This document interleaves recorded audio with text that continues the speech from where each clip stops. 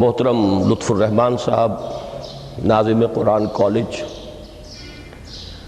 محترم پروفیسر حافظ محمد فاضل صاحب رئیس شعبہ عربی و اسلامیات، محترم میجر ریٹائرڈ فتح محمد صاحب ناظم دارالمقامہ اور عزیز طلبہ، میں سب سے پہلے تو آپ حضرات کو مبارکباد پیش کرتا ہوں کہ آپ نے یہ 2 روزہ صلاۃ کیمپ منعقد کیا۔ میں یہ سمجھتا ہوں کہ قرآن کالج کی یہ پہلی تقریب ہے کہ جو اس کے قیام کے مقصد کے ساتھ بڑی گہری ہم آہنگی رکھتی ہے۔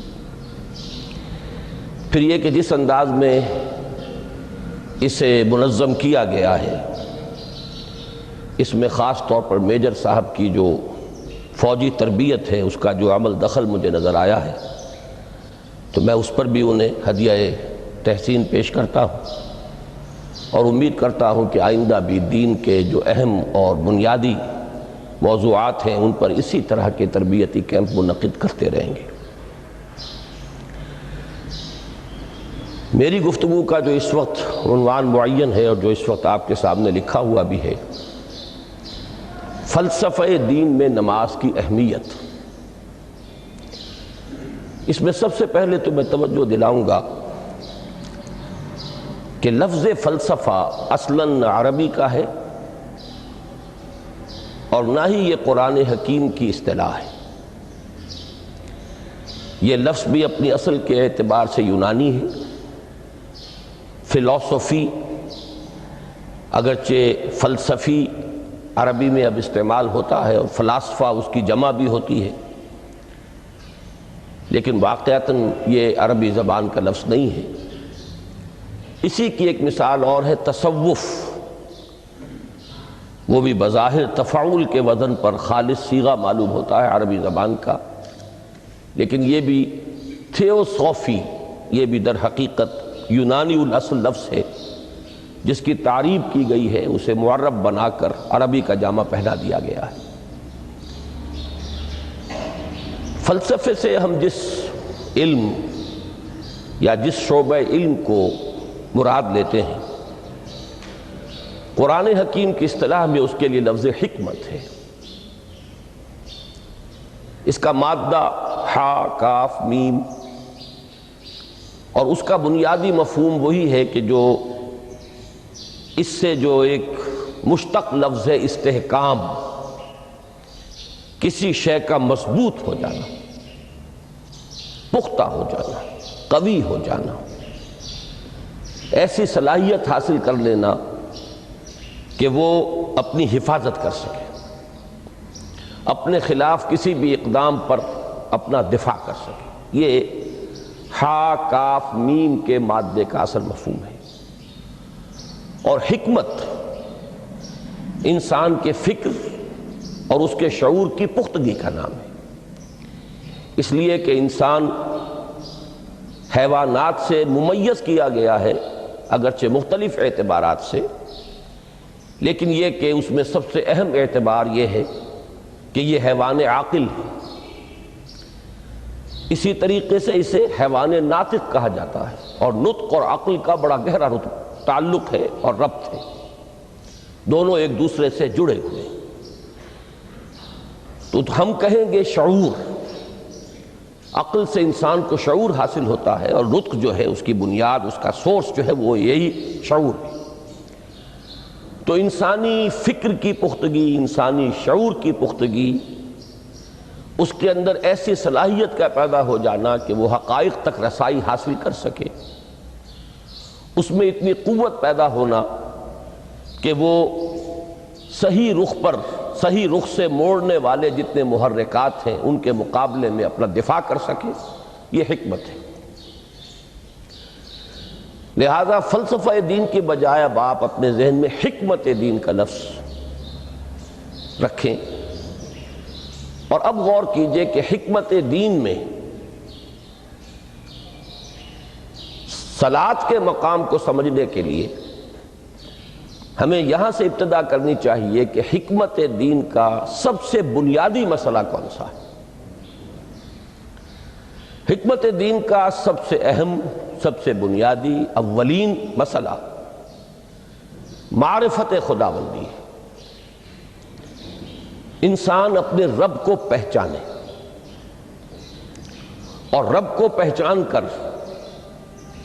اپنے فطری جذبہ تشکر کو اس کی ذات سے وابستہ کر دے۔ یہ فطری جذبہ تشکر بھی آپ سمجھ لیجئے کہ یہ بھی نہ صرف انسان بلکہ حیوانات کا بھی خاصہ ہے کہ اگر ان کے ساتھ کوئی بھلائی کی جائے تو ایک خاص رد عمل ان کی طبیعت میں پیدا ہوتا ہے جسے ہم جذبہ شکر یا جذبہ تشکر سے تعبیر کر سکتے ہیں۔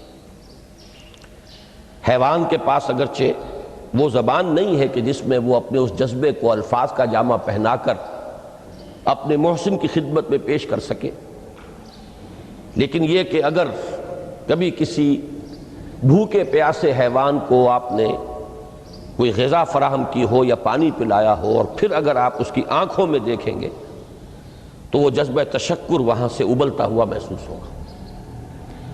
یہ گویا کہ فطرت کا تقاضا ہے۔ حیوانات سے بلندتر سطح پر انسان ہے تو فطرت انسانی کا بڑا اساسی اور بنیادی تقاضا ہے کہ وہ اپنے محسن کا شکر ادا کرے۔ جس نے بھی اس کے ساتھ کوئی بھلائی کی ہو، خیر کیا ہو، اس کی کوئی احتیاج پوری کی ہو، اس کی کوئی ضرورت پوری کی ہو، اس کا وہ شکر بجانا ہے۔ تو یہ فطری جذبہ تشکر جب تک عقل انسانی اپنے اصل محسن اور مربی کو نہیں پہچانتی تو یا تو یہ منتشر رہتا ہے یا بھٹکتا رہتا ہے۔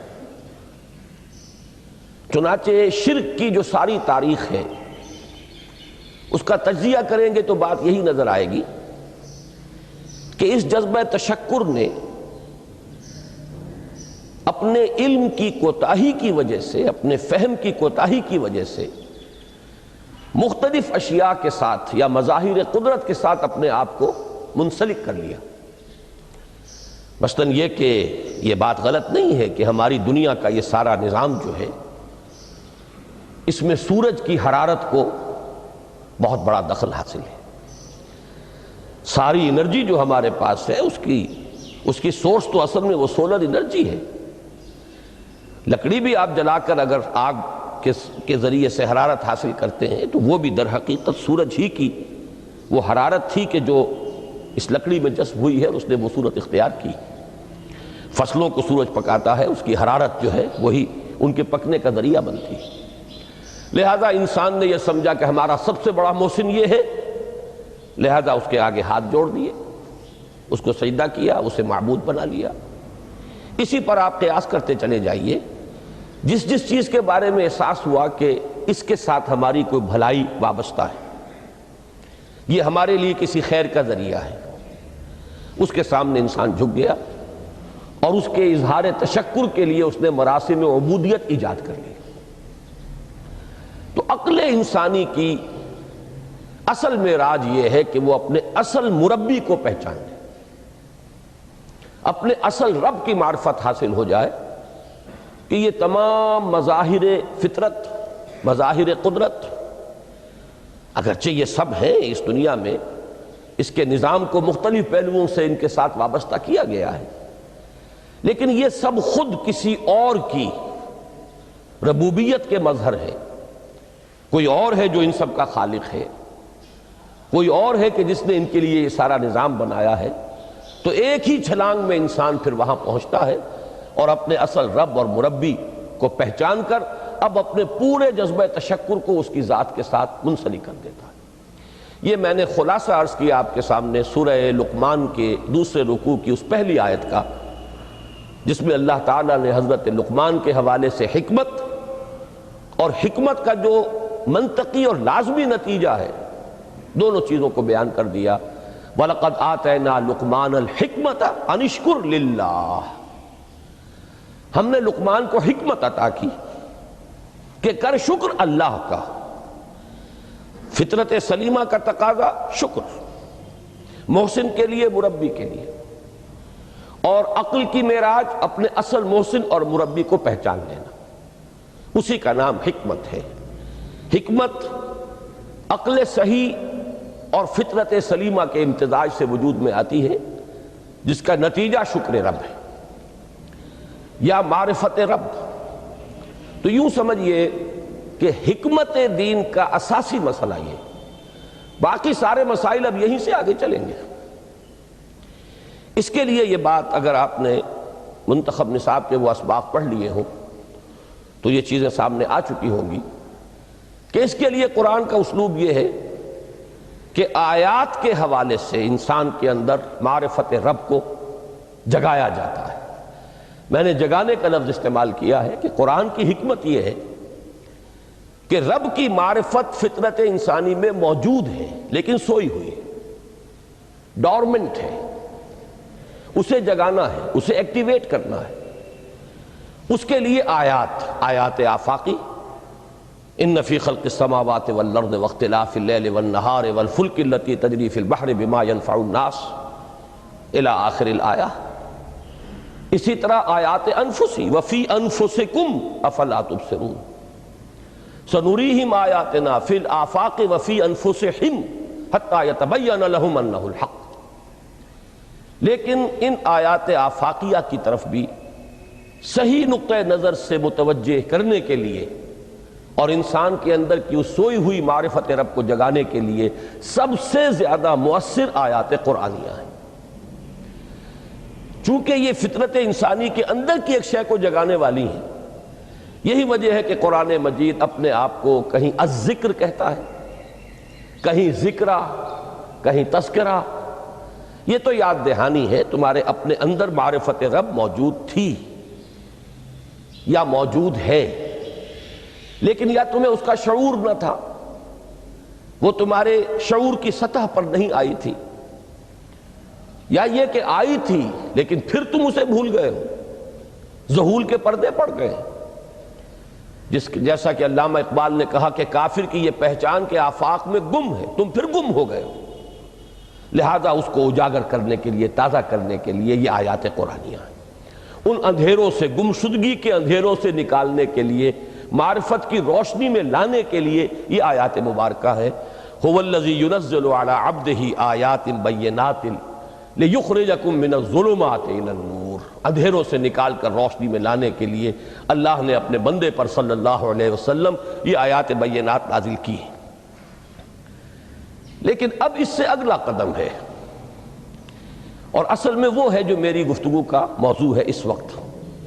اس کے لیے یہ تمہید ضروری تھی کہ حکمت قرآن کا اور حکمت دین کا اولین، اہم ترین، سب سے اساسی، سب سے بنیادی مسئلہ ہے معرفت رب۔ اگر اس مرحلے کو انسان طے کر لے اللہ کے فضل و کرم سے، اسے اللہ کی معرفت بھی حاصل ہو جائے اور اس پر ایمان بھی میسر آ جائے، تو اب اس کے سامنے تین مسئلے اور ہیں، ان کو اچھی طرح آئیڈینٹیفائی کیجئے۔ پہلا مسئلہ یہ ہے کہ اس کی فکر صحیح مزید پیش قدمی کرے، آگے بڑھے۔ یہ تو اس کا سٹارٹنگ پوائنٹ تھا، رب کو پہچان لینا۔ ابھی تو اس سے آگے بڑھ کر اس فکر صحیح کو، بڑی بلندیوں کو چھونا ہے۔ جیسے کہ کلمہ طیبہ کی تمثیل بیان کی گئی قرآن مجید میں، کَشَجَرَةٍ طَیِّبَةٍ أَصْلُهَا ثَابِتٌ وَفَرْعُهَا فِي السَّمَاءِ۔ تو فکر انسانی کے لیے وہ اصل ثابت، جمی ہوئی جڑ جو ہے وہ تو ہے معرفت رب۔ لیکن اب یہ فکر ترقی کرے گی، یہ نشو و نما پائے گی، یہ آگے بڑھے گی، اس کی شاخیں یہ آسمانوں سے بات کریں گی، آسمانوں کی بلندیوں کو چھوئیں گی۔ تو سب سے پہلا مسئلہ ہے فکر صحیح کی مزید پیش رفت، پیش قدمی۔ دوسرا مسئلہ انسان کا بہت بنیادی، عمل کی درستی، صحیح عمل۔ انسان اپنے نفس امارہ سے مغلوب ہو کر یا جذبات کی رو میں بہہ کر یا ماحول کے اثرات سے مرعوب ہو کر وہ کسی غلط رخ پر نہ پڑ جائے، تو اس کے عمل کو درست رکھنے کے لیے کوئی اسے سہارا درکار ہے۔ اور تیسری ضرورت اس کی، یہ میرے نزدیک اس دور میں سب سے زیادہ نگاہوں سے اوجھل ہو چکی ہے، یہاں تک کہ ہمارے بہت سے دینی حلقے بھی، خاص طور پر جو ریلیجس ایکٹیوسٹ شمار ہوتے ہیں، جو دین کی احیائی جد و جہد میں مصروف نظر آتے ہیں، تجدید دین، احیاء دین، غلبہ دین، اقامت دین، ان کی بھی ایک بہت بڑی محرومی ہے کہ وہ ایک تیسرے گوشے کو تقریباً نظر انداز کر رہے ہیں، اور وہ ہے روحانی ترقی۔ اس لیے کہ انسان کی اصل عظمت کی بنیاد تو وہ روح ہے جو اس میں پھونکی گئی، وَنَفَخْتُ فِيهِ مِن رُوحِي، جس کا تعلق ذات باری تعالیٰ کے ساتھ ہے۔ کم سے کم یہ تو ہر شخص مانے گا، کوئی بڑے سے بڑا ریشنلسٹ اور روحانیت کا منکر شخص وہ بھی یہ تو ماننے پر مجبور ہے کہ اللہ تعالیٰ نے اس کی جو نسبت اپنی طرف فرمائی ہے، روحی، اس میں در حقیقت انسانی روح کی عظمت اور اس کی شرافت، اس کی بلندی اور اس کی بزرگی کی طرف اشارہ ہے۔ بہرحال اس کی ترقی، فکر صحیح کی ترقی، نمبر 2 عمل کی درستی، اس میں افراط و تفریط نہ ہو، اس میں انسان نفس امارہ سے مغلوب ہو کر یا جذبات کی رو میں بہہ کر یا ماحول کے اثرات سے متاثر ہو کر کوئی غلط اور غیر متوازن راستہ اختیار نہ کر لے۔ اور نمبر 3 روحانی ترقی۔ اب ان میں سے پہلی چیز کو لیجئے، فکر صحیح کے مزید ارتقاء اور اس کی مزید پیش قدمی کے لیے قرآن حکیم نے بھی سورہ آل عمران کے آخری رکوع میں ذکر کو سب سے پہلے اور سب سے اہم عامل کی حیثیت سے شمار کیا ہے۔ چنانچہ اس کی پہلی آیت جو ہے سورہ آل عمران کے آخری رکوع کی، اس میں تو وہی مضمون جو میں بیان کر چکا وہ آیا ہے، ان فی خلق السماوات والارض واختلاف اللیل والنہار لآیات لأولی الالباب۔ یقیناً آسمان اور زمین کی تخلیق میں اور دن اور رات کے الٹ پھیر میں نشانیاں ہیں ہوش مندوں کے لیے۔ ان کے ذریعے سے انسانی شعور کے اندر وہ معرفت رب اجاگر ہوگی۔ وہ پہلا مرحلہ اس نے طے کر لیا، وہ ڈورمنٹ معرفت اب ایکٹیویٹ ہو گئی۔ اب مزید فکر کا مرحلہ ہے جو اگلی آیت میں آیا ہے، الذین یذکرون اللہ قیاما وقعودا وعلی جنوبہم ویتفکرون فی خلق السماوات والارض ربنا ما خلقت ھذا باطلا سبحانک فقنا عذاب النار۔ یعنی تفکر جو ہے، ویتفکرون فی خلق السماوات والارض، وہ تفکر کرتے ہیں، غور و فکر کرتے ہیں آسمان اور زمین کی تخلیق میں، لیکن اس تفکر کے ساتھ لازماً ذکر، اور ذکر مدام، ذکر بھی وہ کہ جو مستقل ہو، ہر حالت میں ہو۔ الذین یذکرون اللہ قیاما وقعودا وعلی جنوبہم، وہ لوگ کہ جو اللہ کو یاد رکھتے ہیں، اللہ کا ذکر کرتے ہیں، کھڑے ہوئے بھی، بیٹھے ہوئے بھی، اور اپنے پہلوؤں کے بل یعنی لیٹے ہوئے بھی۔ اب ان تین کے سوا تو کوئی پوزیشن انسان کی نہیں ہے، اسی کا نام ہے دوام ذکر۔ اور اس کے ساتھ اگر وہ تفکر کرتے ہیں تو ان کا فکر اگلی منزل تک پہنچتا ہے۔ میں اس پر زیادہ بحث اس وقت نہیں کروں گا، اس وقت میں نے چونکہ وہ 3 باتیں بیان کی تھی، میں درجہ بدرجہ چاہتا ہوں کہ آگے بڑھوں اور ایک حد سے زیادہ کسی بھی مسئلے میں تجاوز نہ کریں۔ یہ جو بات سورہ آل عمران کی آخری رکوع کی اس دوسری آیت میں آئی ہے، اسی کو مولانا روم نے بیان کیا ہے بہت ہی سادہ لیکن بڑے پرمغز شعر میں، این قدر گفتیم باقی فکر کن، فکر اگر جامد بوت رو ذکر کن۔ اس قدر تو ہم نے تمہیں بتا دیا، سمجھا دیا، یہ بات تو آ گئی تمہارے عقل میں، اب جاؤ خود غور کرو، مزید آگے پیش قدمی کرو۔ این قدر گفتیم باقی فکر کن، فکر اگر جامد بوت رو ذکر کن۔ فکر میں جمود آ جائے، فکر سست پڑ جائے تو جاؤ پھر ذکر کرو۔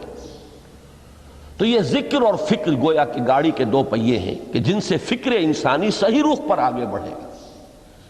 اگر یہ ذکر ساتھ نہیں رہے گا تو فکر انسانی کج ہو جائے گا۔ تاثریا میرود دیوار کج، پھر وہ فکر جو ہے وہ بلندی کو کتنے ہی پہنچ جائے لیکن وہ ٹیڑھی بلندی ہوگی، وہ صراط مستقیم پر پیش قدمی کرنے والا فکر نہیں ہوگا۔ اسی کو علامہ اقبال نے اپنے دو اشعار میں، کیونکہ انہوں نے مولانا روم کو اپنا پیر بھی تسلیم کیا ہے، مرشد رومی، تو یہ فکر جو ہے، یہ خیال جو مولانا روم نے پیش کیا، اسی کو علامہ اقبال نے دو اشعار میں میں سمجھتا ہوں کہ مزید شکوہ کے ساتھ، مزید خوبصورت اور حسین انداز میں پیش کیا ہے۔ جز بقرآن زے غمی روباہی است، فقر قرآن اصل شاہنشاہی است۔ قرآن کے بغیر اگر کوئی شعر بھی ہو تو وہ بھی اصل میں لومڑی ہے، اس کی کوئی حقیقت نہیں ہے، اس لیے کہ اصل شاہنشاہی جو ہے وہ تو فقر قرآن ہے۔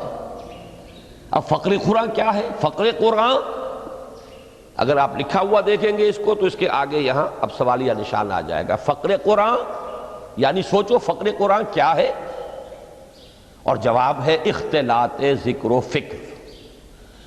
فقر قرآن امتزاج سے وجود میں آتا ہے کہ اس میں ذکر بھی ہو، فکر بھی ہو۔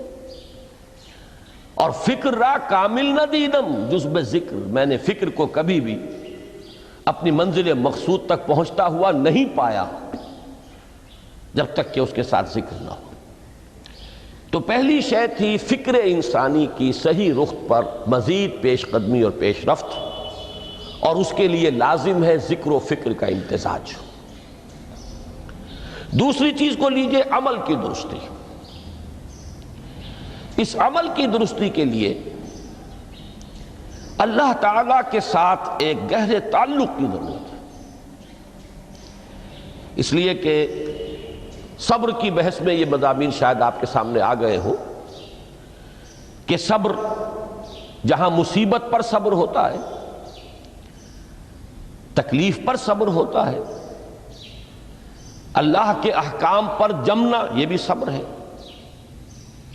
نفس کی خواہشات کی باغ کو تھام کر رکھنا، کھینچ کر رکھنا یہ بھی صبر ہے، اور استقامت کسی شے پر قائم رہنا یہ بھی صبر ہے۔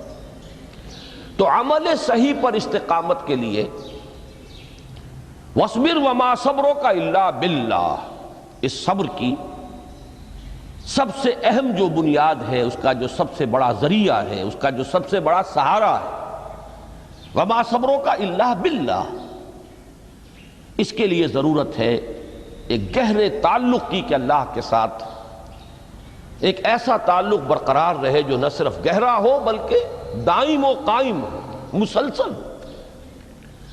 ذرا ذہول ہوگا تعلق مع اللہ میں، ذرا کمی آئے گی، شیطان کا وار کاری ہو جائے گا۔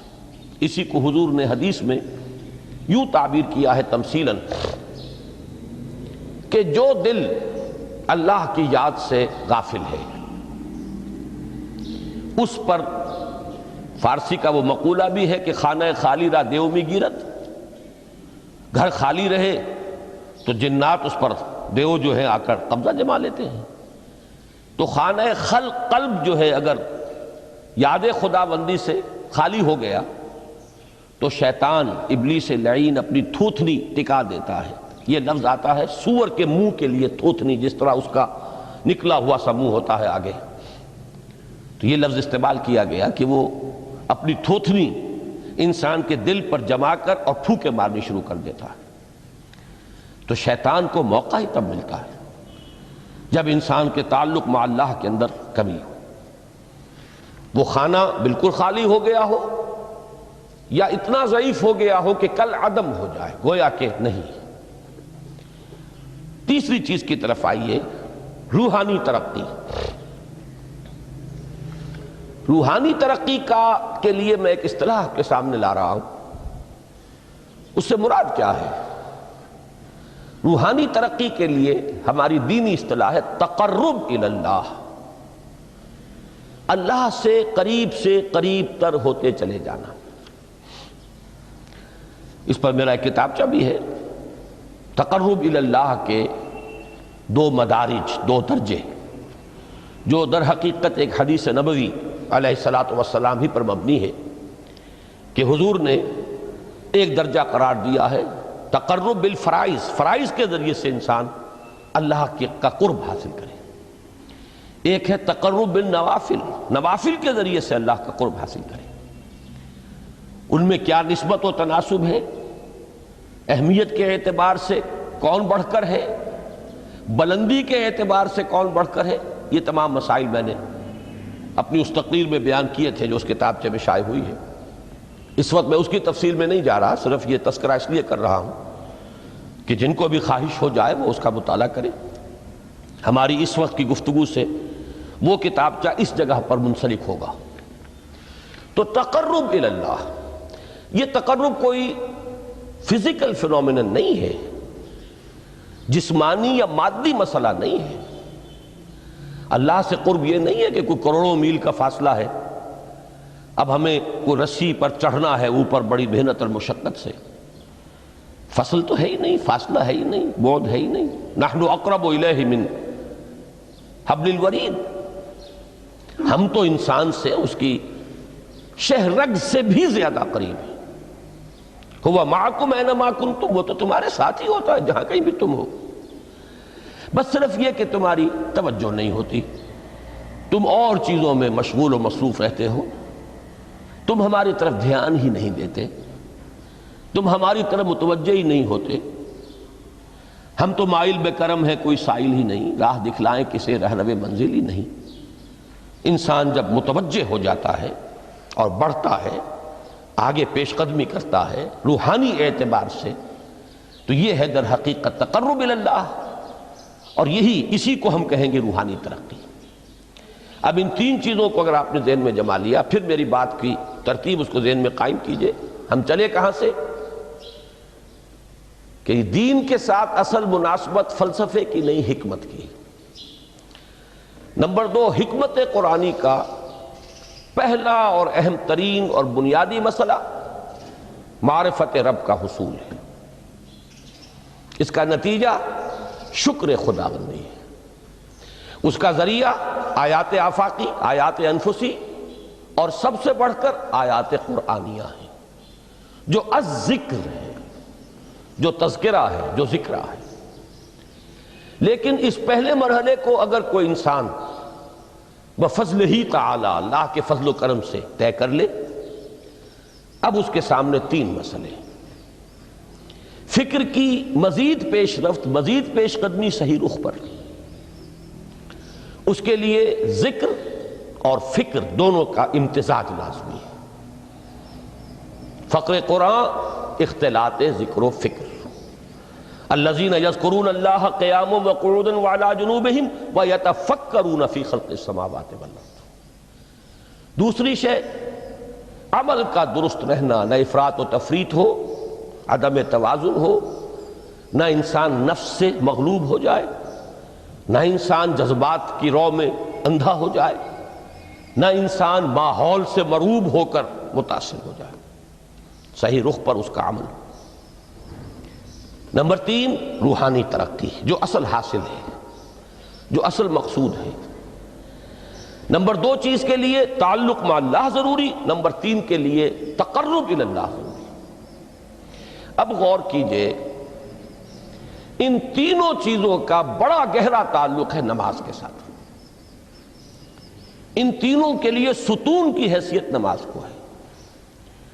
لہذا ایمان کے بعد یا معرفت رب کے بعد حکمت دین کا اہم ترین مسئلہ نماز، صلاۃ۔ اس لیے کہ ایک طرف یہ انسان کو اللہ کے ساتھ ایک گہرے تعلق کا ذریعہ فراہم کرتی ہے۔ اپنے تمام مصروفیات میں سے، ان مشغولیتوں میں جن میں گم ہونے کا خدشہ ہوتا ہے، نکلو۔ 24 گھنٹے کے معمولات میں سے کم 5 مرتبہ تو لازماً نکلو۔ اور اپنے آپ کو ذرا، اپنے حواس کو بھی، اپنی باطنی کیفیات کو بھی ذرا تازہ کرو۔ اگر کوئی گندگی، نجاست، کسی طرح کی ناپاکی کا کوئی معاملہ ہے، طہارت حاصل کرو۔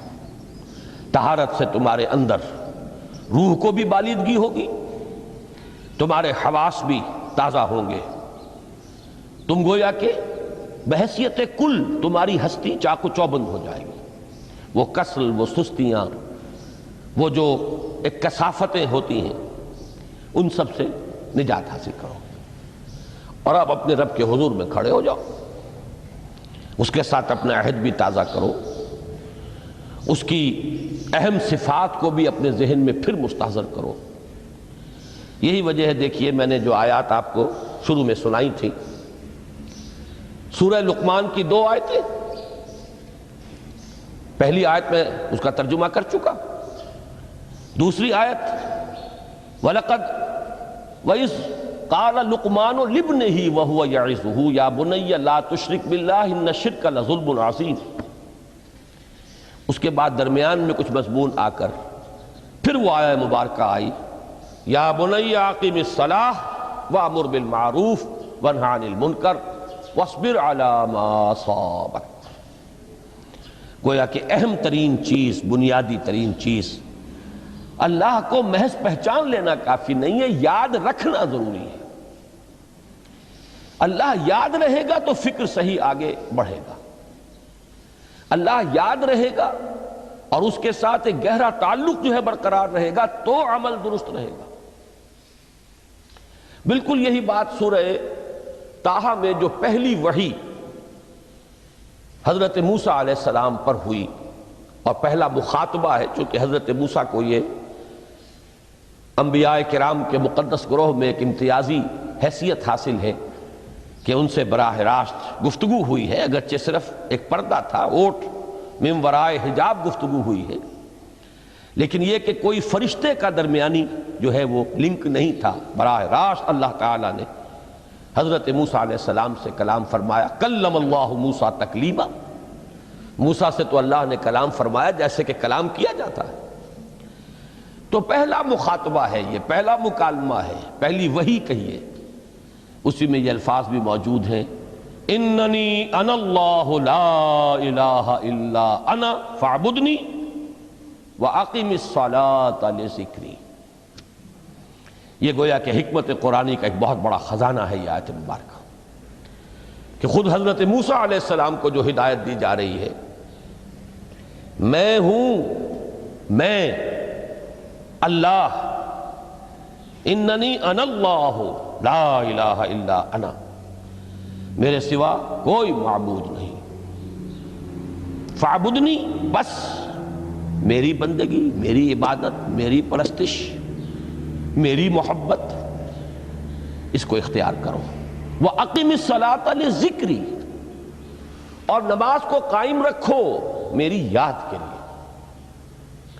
بلکہ اسی سلسلہ کلام میں آگے چل کر سورہ طٰہٰ میں آتا ہے، کافی گفت و شنید کے بعد جب حضرت موسیٰ نے کچھ معذرت بھی کی، کچھ دعائیں بھی کی، اللہ نے ایک دعا قبول بھی کی کہ ان کے بھائی کو بھی شریک کر دیا، حضرت ہارون کو بھی۔ اس کے بعد پھر جب فرمایا کہ اب جاؤ فرعون کی طرف، تو اس میں فرمایا وَلَا تَنِيَا فِي ذِكْرِي، اور دیکھنا یہ جو عظیم مشن تمہارے کندھے پر آ گیا ہے، بڑا بھاری اور کٹھن ایک فرض ہے جو تم پر عائد ہو گیا ہے، اس کے لیے سب سے بڑی تمہارے پاس جو قوت کا ذریعہ ہے وہ نماز ہے۔ اقیم فلا تنیا عن ذکری، میری یاد میں کبھی غفلت نہ کرنا، اس میں کبھی کوئی کمی نہ آنے دینا۔ جیسا کہ میں نے عرض کیا تھا کہ جیسے ہی وہ تعلق جو ہے کمزور پڑتا ہے یا منقطع ہو جائے معاذ اللہ، تو پھر انسان گویا کہ شیطان کے لیے ایک لقمہ تر بن جاتا ہے۔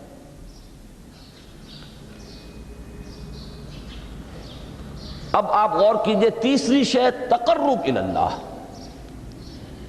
اس کے حوالے سے بھی جو فرائض اور نوافل کی بات ہے اس کو اس وقت ذہن سے نکال کر یہ سمجھیے کہ کہ اس میں نماز کا کیا مقام ہے، اس لیے کہ نماز فرض بھی ہے، نماز نفل بھی ہے، وہ تو ان دونوں میں شریک ہو جائے گی۔ اب اس کو لفظ صلاۃ کے حوالے سے آپ ان دونوں چیزوں کو سمجھیے۔ صاد لام واو یا یہ چونکہ حروف علت ایک دوسرے سے بدلتے رہتے ہیں، یہ جو مادہ ہے اس کی جو خالص لغوی اصل ہے، جو خالص عربی زبان میں اس کا بنیادی مفہوم ہے، وہ آگ جلانا یا آگ تاپنا یا آگ سینکنا، حرارت حاصل کرنا۔ لہذا بار بار آتا ہے جہنم کے ذکر میں، اسلوہا، اب جلو اس میں، تاپو اس کو، یہ سینکے گی تمہیں۔ بلکہ تفتلون کا لفظ آیا ہے حضرت موسیٰ کے کلام میں، جب وہ گئے تھے کوہ طور پر، جب پہنچ گئے تو تھے آگ تک کی تلاش میں، لعلکم تستلون، تو اپنے اہل خانہ سے یہی کہا تھا کہ مجھے کہیں وہ روشنی نظر آ رہی ہے، غالباً کوئی وہاں سے آگ مل سکے گی، ورنہ یہ کہ کوئی رہنمائی کو رستہ مجھے مل سکے گا، میں وہ آگ لے آؤں گا، کوئی چنگاری وہاں سے لے آؤں، لعلکم تستلون، تاکہ تم، اب یہ اصطلاح در حقیقت باب افتعال ہے، اور یہ تے یہاں پر توئے کی شکل اختیار کر گئی، تا نے تو بن کی صورت اختیار کی صاد کی وجہ سے۔ بہرحال اس کا سب سے بنیادی مفہوم جو ہے وہ ہے تاپنا، سکائی حاصل کرنا، حرارت۔ اس کے حوالے سے سمجھ لیجئے کہ سب سے بنیادی تعلق اس کا جو ہے وہ روح کے ساتھ ہے۔ روح میں محبت خداوندی کی آگ اگر ٹھنڈی پڑ گئی ہو، اگر محبت خداوندی کی حرارت میں کمی ہو رہی ہو، تو اس کو اثر نو، جس کو کہ میں آج سوچ رہا تھا تو ایک لفظ ذہن میں آیا کہ جیسے بیٹری اس کو ریچارج کیا جاتا ہے، اسی طریقے سے روح کے اندر محبت خداوندی کی اس حرارت کو اثر نو تازہ کرنا، یہ ہے در حقیقت نماز کا اصل مقصد۔ اس لیے کہ اس لفظ کا بنیادی مفہوم، اصل لغوی مفہوم تو یہ، اگرچہ اس کا سب سے زیادہ کثرت سے جو استعمال ہوتا ہے، اور لفظ صلاۃ جس سے در حقیقت جس تصور پر مبنی ہے وہ ہے اقدام، کسی کی طرف متوجہ ہونا اور پھر دعا۔ صلاۃ کا سب سے قریبی مفہوم لفظی جب بیان کیا جائے گا، اس سے مراد، اس کے معنی، تو دعا اس میں اہم ترین ہے۔ کسی کی طرف توجہ کرنا، مناجات کرنا، گفتگو کرنا، مخاطبہ، مکالمہ، دعا، یہ در حقیقت صلاۃ کا سب سے بڑا اصطلاحی مفہوم ہے۔ لیکن جو اس کا مادہ ہے، صاد لام واو یا صاد لام یا، اس کا اصل مفہوم جو ہے وہ تاپنا، حرارت حاصل کرنا۔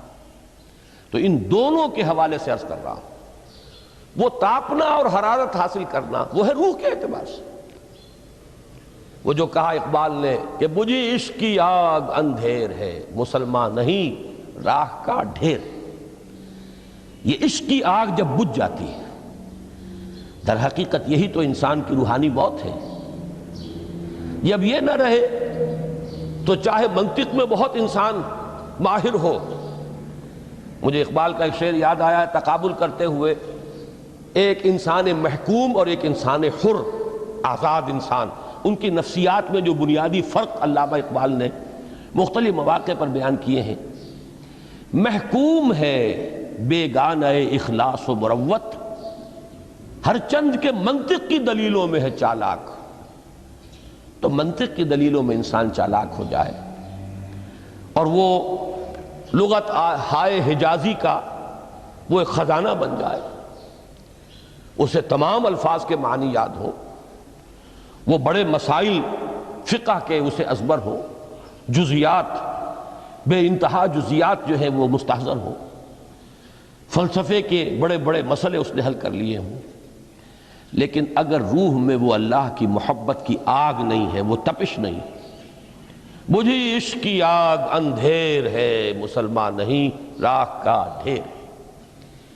اسی کے حوالے سے آج مجھے یاد آیا تھا کہ وہ جو بڑی سادہ سی ایک نظم ہے، اللہ تعالیٰ سے دعا، یا رب دل مسلم کو وہ زندہ تمنا دے، اس میں بھی جو الفاظ آئے ہیں جو روح کو گرما دے اور قلب کو تڑپا دے۔ یہ ہے اصل جو مقصود ہے نماز کا. اور یہی وہ چیز ہے جیسا کہ میں نے عرض کیا تھا کہ نگاہوں سے اوجھل، یہ پہلو سامنے ہے ہی نہیں.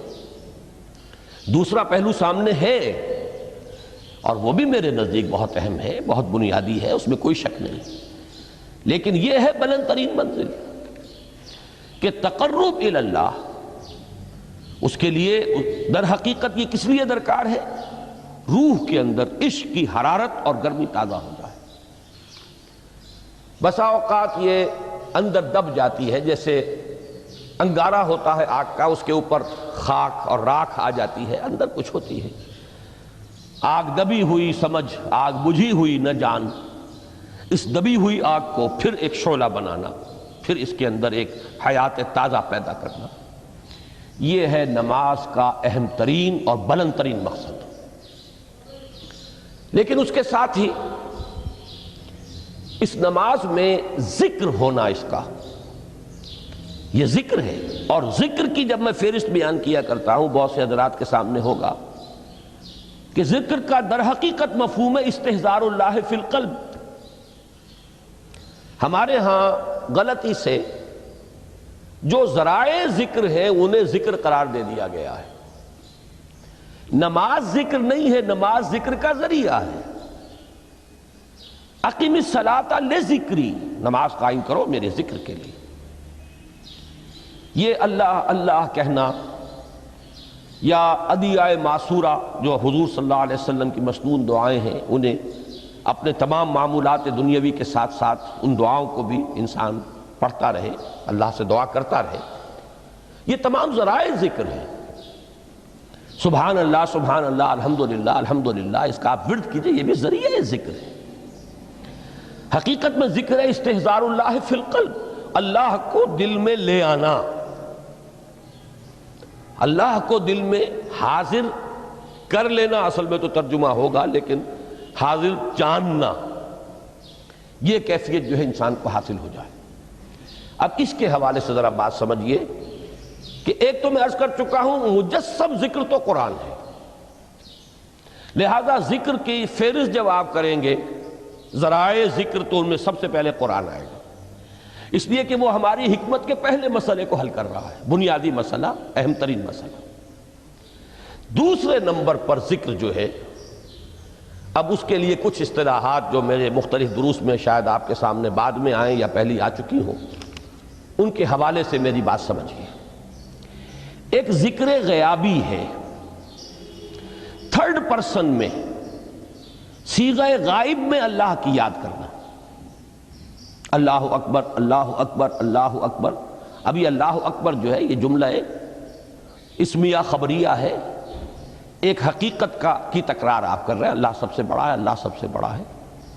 سبحان اللہ سبحان اللہ سبحان اللہ، یہ در حقیقت ذکر غیابی ہے کہ آپ اس میں مخاطب نہیں ہیں اللہ سے. ایک ذکر خطابی کہیں یا ذکر حضوری کہیں، جس میں مکالمہ ہوتا ہے، جس میں گفتگو ہوتی ہے.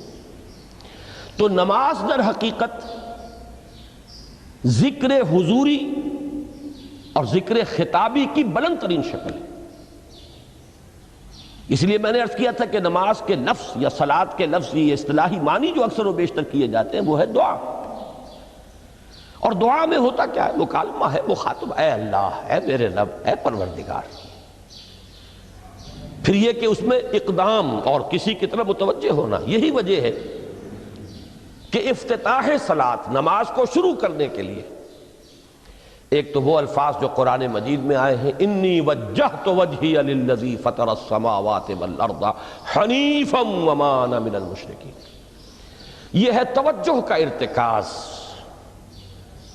بشرطے کہ یہ صرف الفاظ ہی نہ نکل رہے ہوں، واقعتاً یہ تعبیر ہو اس وقت کی انسان کی نفسیاتی کیفیت کی، کہ شعوری طور پر وہ فیصلہ کرتا ہے کہ اب میں منقطع ہو رہا ہوں، ہر چہار طرف سے اپنی توجہ کو ہٹا کر، ہر مسئلے سے اپنے آپ کو خالی و ذہن کر کے، یعنی ظاہری اور باطنی دونوں اعتبار سے میں اپنی توجہ کا ارتکاز کر رہا ہوں اس ذات کی طرف جس نے آسمانوں اور زمین کو پیدا کیا، اور بالکل یکسو ہو کر رہا ہوں. انی وجہت وجہی للذی فطر السماوات والارض حنیفا وما انا من المشرکین۔ اور دوسری وہ جو دعا جس سے ہم افتتاح کرتے ہیں اپنی نماز کا، دیکھیں اس میں خطاب کا کس قدر اہتمام ہے۔ وہاں سبحان اللہ نہیں ہے، سبحانک اللہم، پاک ہے تو اے رب ہمارے، وبحمدک وتبارک اسمک وتعالی جدک۔ اب آپ غور کر رہے ہیں، یہ ہے تخاطب، براہ راست مخاطب ہونا۔ یہ گویا کہ لب لباب میں آپ کے سامنے عرض کر رہا ہوں علامہ اقبال کے خطبے کا، دی میننگ آف پریئر ان اسلام۔ خطبات جو ہیں ان کے مشہور، ان میں غالباً یہ تیسرا یا چوتھا لیکچر ہے کہ اس میں تصور یہ دیا گیا ہے کہ دو ہی انائیں ہیں، ایک انائے کبیر اننی انا اللہ لا الہ الا انا، یہ وہ انائے کبیر ہے، انائے مطلق ہے، میں، بہت بڑی میں، جس کو کہ علامہ اقبال نے کہا دی بگ آئی ایم۔ یہ بگ آئی ایم جو ہے وہ سورہ طٰہٰ کی اس آیت میں ہے، اور میرے علم کی حد تک کوئی اور مقام نہیں ہے جس میں اس قدر جلال ہو۔ اللہ نے اس طور سے اپنی انانیت کبریٰ اور انانیت مطلقہ کا اظہار اس بلند آہنگ کے ساتھ کیا ہو، اننی انا اللہ لا الہ الا انا۔ وہ انائے کبیر اور یہ انائے صغیر، یہ انائے محدود، یہ چھوٹی سی ایک انا ہے میں، یہ میں ہوں۔ آپ جب کہتے ہیں میں، بڑی محدود سی ایک انا، دی فائنائٹ ایگو، انائے محدود اور انفائنائٹ ایگو۔ اور صلاۃ اصل میں کیا ہے؟ اس چھوٹی انا کا بڑی انا کے سامنے آ کر، روبرو ہو کر، وہ جو کبھی ٹیلی ویژن کا ایک پروگرام ہوا کرتا تھا، روبرو ہو کر خطاب۔ ایک ہے وہ صیغہ غائب میں تکرار، سبحان اللہ سبحان، وہ بھی بہت اہم ہے، اس کا اپنی جگہ پر فائدہ ہے، لیکن ہر شے کے درجے ہیں۔ گر حفظ مراتب نہ کنی زندگی، اگر آپ ان کے درجوں کا علیحدہ علیحدہ لحاظ نہیں کریں گے تو غلط رخ پر پڑ جائیں گے۔ تو یہ جو دو ذکر خطابی یا ذکر حضوری ہے، نماز اصل میں اس کی بلند ترین شکل ہے۔ یہی وجہ ہے کہ سبحانک اللہم وبحمدک وتبارک اسمک وتعالی جدک ولا الہ غیرک۔ اس کا کی جس قدر تکرار یہاں پر ہے، آپ نے غور کیا، اس میں خطاب ہے، یا پھر یہ کہ یہ کا کی اس طرح کی تکرار آپ کو دعائے قنوت میں ملے گی۔ اللہم انا نستعینک ونستغفرک ونؤمن بک ونتوکل علیک ونثنی علیک الخیر ونشکرک ولا نکفرک۔ اب یہ جو ہے، یہ در حقیقت خطاب کا اندازہ ہے کہ براہ راست گفتگو ہو رہی ہے۔ تو سب سے پہلی بات تو یہ ہوئی کہ ذکر کی ایک شکل ہے ذکر غیابی، دوسری ذکر حضوری، اور ذکر حضوری یا ذکر خطابی کی بلند ترین منزل، بلند ترین اس کا ذریعہ نماز۔ اس کو ایک پہلو سے اور سمجھ لیجئے، سورہ فاتحہ جب پھر ہم پڑھتے ہیں، جسے الصلاۃ کہا گیا ہے، جو لب لباب ہے، خلاصہ ہے، اس میں پھر تدریجاً غیاب سے حضور کی طرف پیش قدمی ہوتی ہے۔ الحمدللہ رب العالمین الرحمن الرحیم مالک یوم الدین، یہ ذکر غیابی ہے، اس میں ابھی خطاب نہیں آیا۔ یہ وہی جملہ اسمیہ ہے، کل تعریف اس اللہ کے لیے ہے جو تمام جہانوں کا پروردگار ہے، مالک ہے، جو رحمان ہے، رحیم ہے، جزا و سزا کے دن کا مختار و مالک ہے۔ اب یہ غیاب سے حضور کی طرف، ایاک نعبد و ایاک نستعین اہدنا الصراط المستقیم، یہ ہے وہ۔ اب پہلے ایک معاہدہ ہے، ایک اقرار ہے، اعتراف ہے، وعدہ ہے، اور پھر دعا ہے، استدعا ہے۔ یہ ہے غیاب سے حضور کی طرف تدریجاً ارتقاء۔ یہی وجہ ہے، اب نوٹ کر لیجئے، وہ چھوٹی سی حدیث یہ بھولنی نہیں چاہیے، الصلاۃ معراج المومنین، اس لیے کہ مخاطبہ الہی براہ راست حضور کو جو حاصل ہوا وہ معراج میں ہوا، التحیات کا مکالمہ وہی ہوا ہے۔ لہذا اس کو نوٹ کر لیجئے کہ باقی جو وحی ہوئی ہے حضرت جبرائیل کے ذریعے سے ہوئی ہے، یا کوئی الہام ہوا ہے حضور کے قلب مبارک پر کوئی شے القاء کی گئی ہے، تو وہ دوسری نوعیت کی وحی ہے۔ وہ جو مخاطبہ حضرت موسیٰ علیہ السلام کو وہ اس دنیا ہی میں حاصل ہوا ہے، کوہ طور کی بلندیوں پر، یہی ان کی امتیازی شان ہے، کلم اللہ موسیٰ تکلیما۔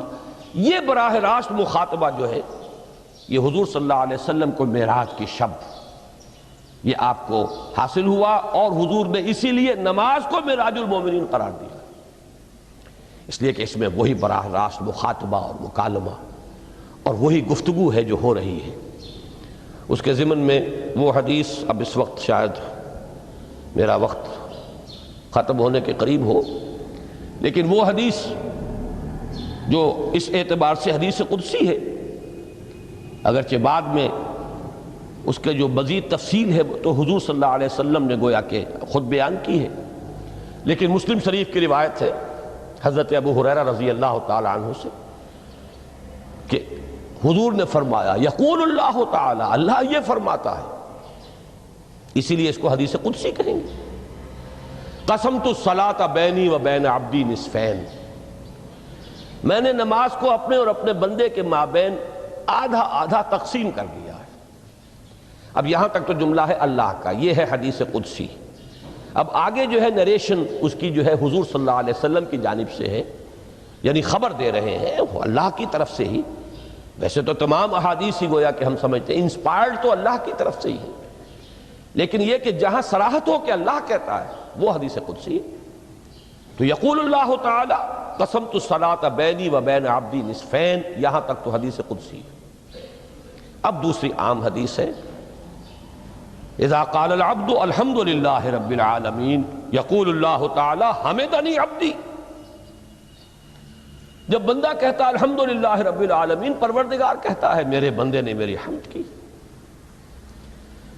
جب بندہ کہتا ہے الرحمن الرحیم، پروردگار فرماتا ہے اثنا علی عبدی، میرے بندے نے میری ثنا کی، بڑی تعریف کی۔ جب بندہ کہتا ہے مالک یوم الدین، اللہ فرماتا ہے مجدنی عبدی، میرے بندے نے میری بڑی بزرگی بیان کی ہے، تمجید کی ہے۔ پھر جب بندہ کہتا ہے ایاک نعبد و ایاک نستعین، اللہ فرماتا ہے ھذا ما بینی و بین عبدی ولعبدی ما سأل، یہ ہے میرے اور میرے بندے کے درمیان۔ یہ تو معاہدہ ہے نا، معاہدے میں تو دو فریق جکڑے جاتے ہیں، بند جاتے ہیں، یہ میرے اور میرے بندے کے درمیان ہے، اور میرے بندے نے جو طلب کیا میں نے دیا، اس لیے کہ اس میں طلب بھی تو ہے، ایاک نستعین، تیری مدد چاہتے ہیں، یہ طلب ہے، اسی کی شرح ہے جو اب آخری 3 آیتیں ہیں۔ پروردگار ہم تیری مدد چاہتے ہیں، پروردگار ہم تیری ہی بندگی کرتے ہیں اور کریں گے، اور تیری ہی مدد چاہتے ہیں، چاہیں گے۔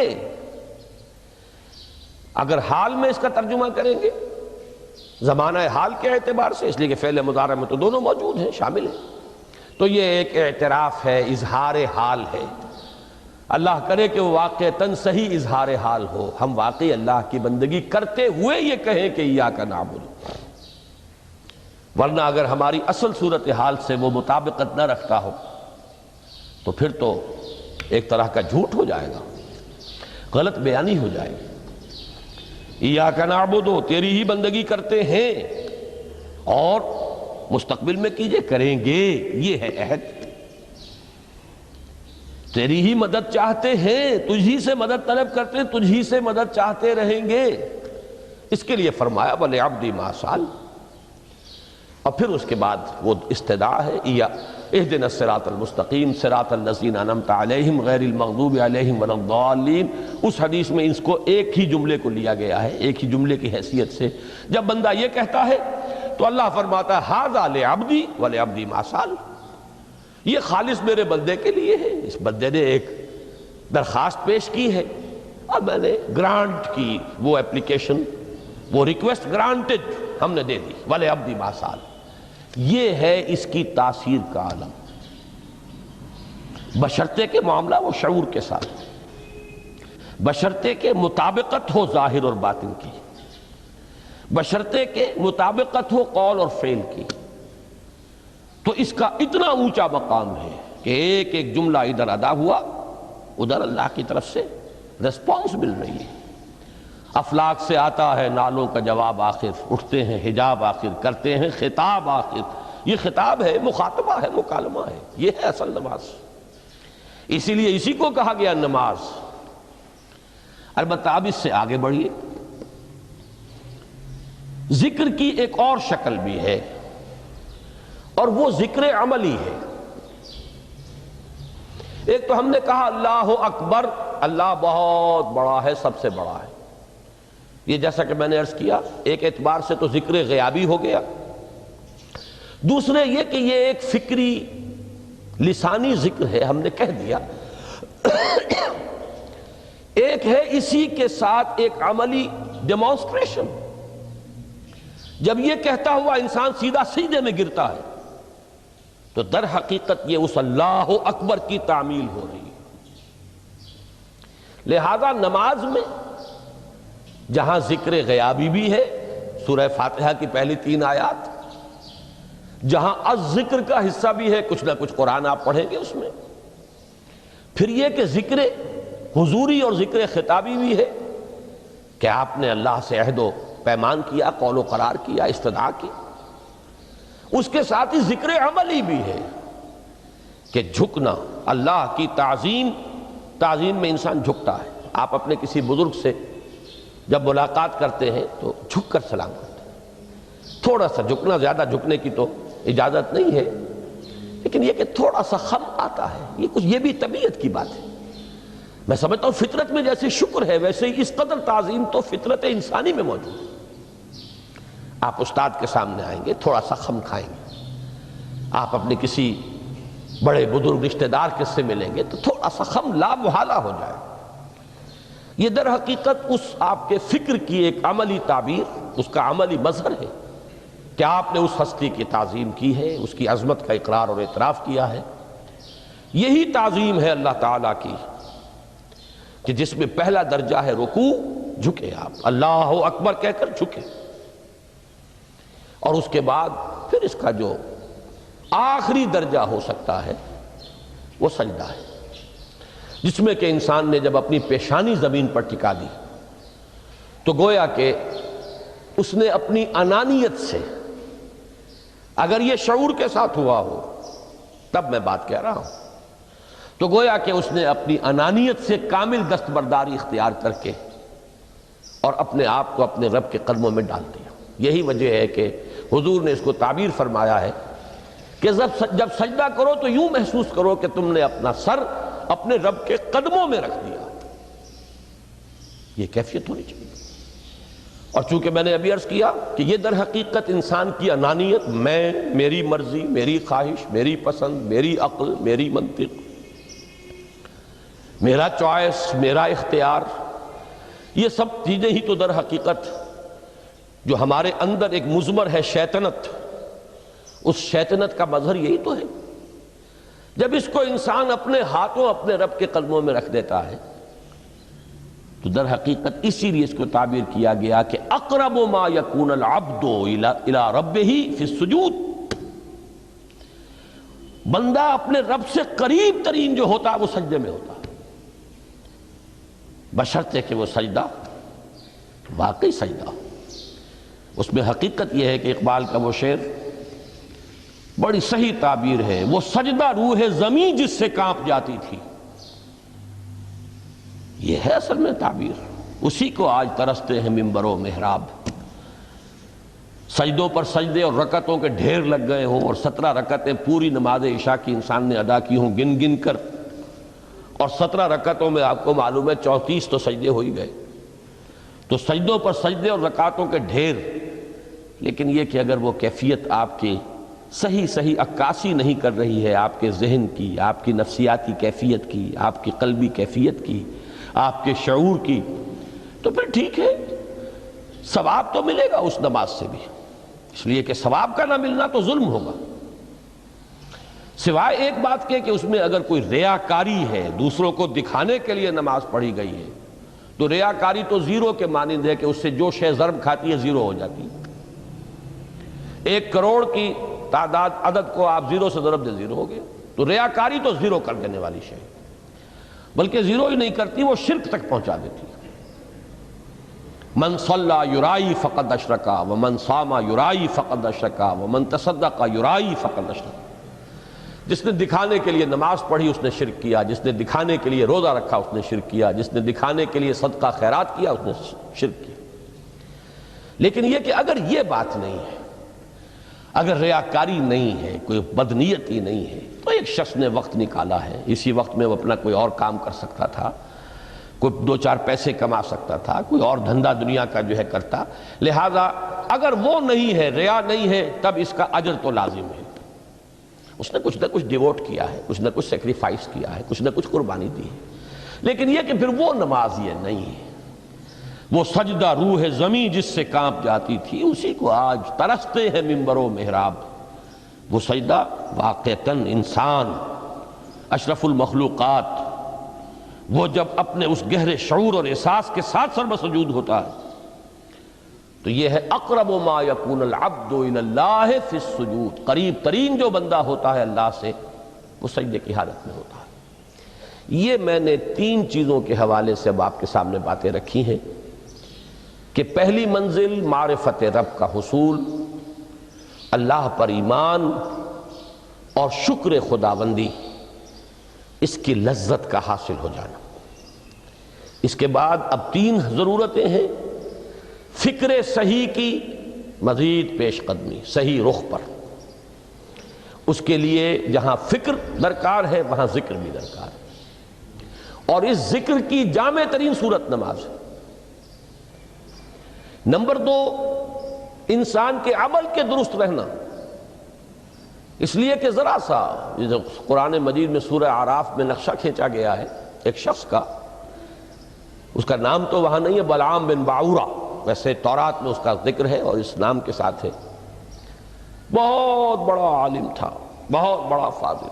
قرآن کے الفاظ ہیں، ہم نے اسے اپنی آیات عطا کی تھی، آتیناہ آیاتنا، اور ہم چاہتے تو اسے ابھی اور ترفع اور بلندی عطا کرتے، وَلَوْ شِئْنَا لَرَفَعْنَاهُ بِهَا وَلَكِنَّهُ أَخْلَدَ إِلَى الْأَرْضِ، لیکن وہ تو زمین ہی کی طرف دھنستا چلا گیا، اور کوئی ایک لغزش انسان کے لیے سارے کیے دھرے پر پانی پھر سکتی ہے۔ ذرا سا عدم توازن اس کے رخ کو ٹیڑھا کر دے گا، اور جب ایک دفعہ ٹیڑھ ہو گئی تو شروع میں تو زاویہ جو ہے چاہے وہ 10 درجے کا ہی ہو، لیکن جیسے جیسے عمل کی وہ پیش قدمی ہوگی فاصلہ بڑھتا چلا جائے گا، انحراف شدید سے شدید تر ہوتا چلا جائے گا۔ اب اس عمل کی درستی کے لیے بھی لازم ہے تعلق مع اللہ، اس تعلق مع اللہ کا بھی سب سے بڑا ذریعہ نماز۔ تیسری چیز روحانی بالیدگی، روحانی ترقی، تقرب الی اللہ، اس کے لیے اس اعتبار سے بھی کہ توجہ الی اللہ، ارتکاز توجہ اللہ کی طرف، انی وجہت وجہی للذی فطر السماوات والارض حنیفا وما انا من المشرکین، اور اس اعتبار سے بھی کہ اسی کے ذریعے سے وہ عشق کی بجھتی ہوئی چنگاری کو پھر بھڑکایا جا سکتا ہے، جو خاک میں دب گئی ہو، اللہ کی محبت کی وہ حرارت جو ہے اگر اس میں کچھ کمی آ گئی ہے تو اس کو جھاڑ کر، راکھ کو ہٹا کر اثر نو ایک حرارت پیدا کرنا، یہی وجہ ہے کہ نماز، صلاۃ جس مادے سے ماخوذ ہے اس کا بنیادی مفہوم یہی ہے، تاپنا، حرارت حاصل کرنا، آگ جلانا، آگ روشن کرنا۔ تو فلسفہ دین جس کے لیے صحیح لفظ ہے حکمت دین، اس کے اعتبار سے تو میری یہ گفتگو ہے